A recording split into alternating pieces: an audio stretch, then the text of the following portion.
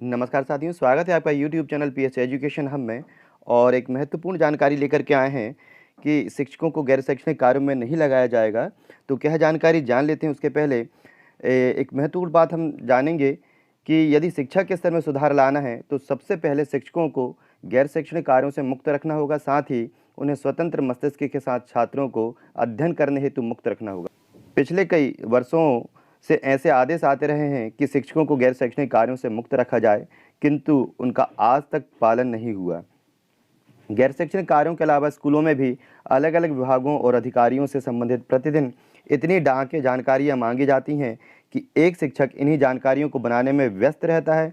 प्रतिदिन कुछ न कुछ आंकड़े मांगे जाते हैं। वहीं अधिकांश शालाओं में 2 या 3 ही शिक्षक होते हैं जो चपरासी से लेकर के प्रधान पाठक के कार्यों को भी संभालते हैं। यहाँ तक कि कुछ ग्रामों के बच्चे जो होते हैं उनको यदि विशाला नहीं आ रहे तो शिक्षक स्वयं जाकर के बच्चों को रोज लेकर आते हैं। फिर शासन की शिक्षण की जो दोहरी नीति है, एक तो सिलेबस और साथ में जो अन्य शैक्षणिक गतिविधियाँ जैसे वर्क बुक दे दी जाती है, तो अन्य शैक्षिक गतिविधियों को भी जो होता है एक साथ पढ़ाना होता है तो वो भी देते हैं, सिलेबस को भी बढ़ा देते हैं। इससे अच्छा यह हो कि जो सिलेबस है उसी के साथ यदि वर्क बुक को भी यदि जोड़ दिया जाए तो जो छात्र हैं वो सिलेबस के साथ ही वर्क बुक पर भी कार्य करें, तो छात्रों की वर्क बुक और सिलेबस दोनों ही जो हैं एक साथ पूर्ण हो जाएं। और अधिकांशतः जो प्राइमरी और मिडिल स्कूल में जो छात्र हैं वो पूरे सत्र भर केवल वर्क बुक ही भरते रहते हैं और इनका जो सिलेबस है, अधिकांश सिलेबस वो पीछे ही रह जाता है। तो शिक्षक को मनोवैज्ञानिक बनाने की ज़रूरत है, जहाँ शिक्षक स्वयं छात्र का आकलन करके और अपने स्वविवेक से अच्छी शिक्षा दे सके। एक सा पाठ्यक्रम और गतिविधि सभी बच्चों पर नहीं थोपी जा सकती, क्योंकि सभी बच्चों का आईक्यू, सभी बच्चों का मनोविज्ञान अलग अलग होता है। तो सभी के हिसाब से जो शिक्षक है वो स्वयं अपने स्वविवेक से अच्छी गतिविधि करवा करके बच्चे को दक्ष कर सकता है।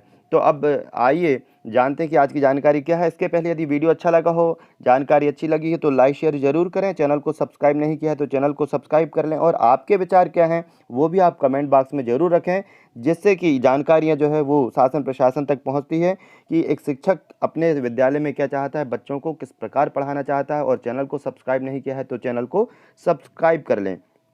अब हम देखेंगे कि आज की हमारी जो जानकारी है वो क्या है। तो यहाँ पर हमें जानकारी प्राप्त हुई है जो न्यूज़ है उसके माध्यम से कि विशेष परिस्थितियों में ही शिक्षक जो हैं वो गैर शैक्षणिक कार्य करेगा। यह है जो शिक्षा मंत्री हैं मध्य प्रदेश के इंदर सिंह परमार, इनका कहना है। और क्या है नई शिक्षा नीति और नवीन शिक्षण सत्र को लेकर के विभाग में क्या चिंता है, जान लेते हैं। नई शिक्षा नीति लागू होने के बाद दहलीज पर खड़े नवीन शिक्षण सत्र को लेकर के राज्य सरकार चिंतित हुई है।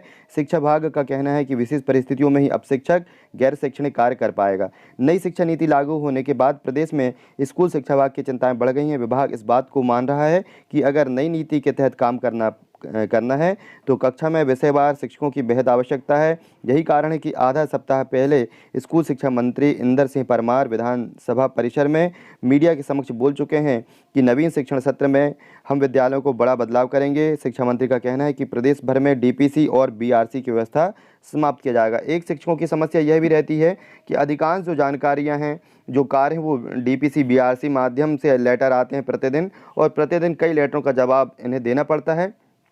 और यदि ये कार्यालय समाप्त होते हैं तो शिक्षकों के ऊपर से जो एक अतिरिक्त बोझ होता है डाकों का, जानकारियों का, वो भी समाप्त होगा। इसकी तैयारियां चल रही हैं। इसके साथ ही अब विभाग के अधिकारियों ने मंत्री को शिक्षक के गैर शैक्षणिक कार्य की ओर भी ध्यान दिलाया है। विधानसभा सत्र के पूर्व शिक्षा मंत्री इंदर सिंह परमार जब मंत्रालय में अधिकारियों की बैठक ले रहे थे तब सबसे पहला मुद्दा नवीन शिक्षण सत्र के साथ शिक्षकों की कमी का आया था।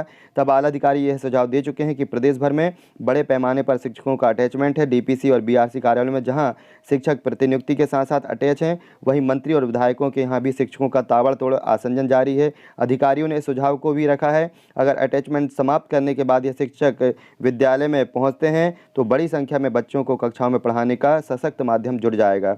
और विभाग प्रमुख सचिव भी लिख चुकी हैं पत्र। तो इधर बताना होगा कि पिछले वर्ष स्कूल शिक्षा विभाग की प्रमुख सचिव रश्मि अरुण समी भी कलेक्टरों को पत्र लिख चुकी हैं। इस पत्र में साफ कहा गया था कि जो शिक्षक मुख्य संस्था छोड़कर के दूसरी जगह अटैच है तो तत्काल स्कूलों को भेजा जाए। अगर शिक्षक स्कूल में नहीं पहुंचता तब उसके खाते में वेतन राशि का भुगतान न किया जाए। पत्र की बाकायदा एक प्रति समस्त संभागीय संयुक्त संचालक और जिला शिक्षा अधिकारियों को भी भेजी गई थी। लोक शिक्षण संचालनालय की आयुक्त जयश्री कयावत भी पत्र के माध्यम से कलेक्टरों को कह चुकी हैं कि विधायकों और मंत्रियों के यहाँ जो भी शिक्षक अटैच हैं उन्हें तुरंत इस कार्य से मुक्त कर स्कूलों में भेजा जाए। अधिकारी मंत्री को यह भी बता चुके हैं कि बार-बार पत्र लिखने के बावजूद कलेक्टर शिक्षकों को गैर शैक्षणिक कार्यों से मुक्त नहीं कर रहे हैं। और शिक्षा मंत्री का क्या कहना है? हमने तय किया है कि अब शिक्षक विशेष परिस्थितियों में ही गैर शैक्षणिक कार्य करेंगे, क्योंकि नई शिक्षा नीति के तहत बच्चों को शैक्षणिक गुणात्मक विकास करने के लिए शिक्षकों के सहयोग की जरूरत है। जनगणना और मतदाता जैसे राष्ट्रीय कार्यों में ही शिक्षक को लगाया जाए, और यदि ऐसा हो जाता है तो शिक्षक जो हैं वो बहुत ही तल्लीनता के साथ बच्चों को पढ़ा सकते हैं। साथ में शैक्षिक नीति पर ध्यान भी देना जरूरी है कि जो अतिरिक्त भार बर्डन होता है शिक्षकों के ऊपर, बच्चों के ऊपर, उसे भी हटाया जाए और शिक्षकों को केवल उनके स्वतंत्र रूप से मनोवैज्ञानिक तरीके से और अपनी स्वयं की गतिविधियों से बच्चों को पढ़ाने दिया जाए। बच्चों को शिक्षक स्वतंत्रता से नहीं पढ़ा पाता, इससे शैक्षणिक स्तर भी गिरता है और बच्चे जिस प्रकार सीखना चाहिए, जो चीज़ सीखना चाहिए वो नहीं सीख पाते हैं। तो यदि ये कदम उठाया जाता है तो ये बहुत ही सराहनीय पहल होगी। इस वीडियो के बारे में आपके क्या विचार हैं? जानकारी के बारे में आपके क्या विचार हैं? आपके अपने विचार कमेंट बॉक्स में ज़रूर लिखें। वीडियो को लाइक शेयर ज़रूर करें। चैनल को सब्सक्राइब नहीं किया है तो चैनल को सब्सक्राइब करें। धन्यवाद।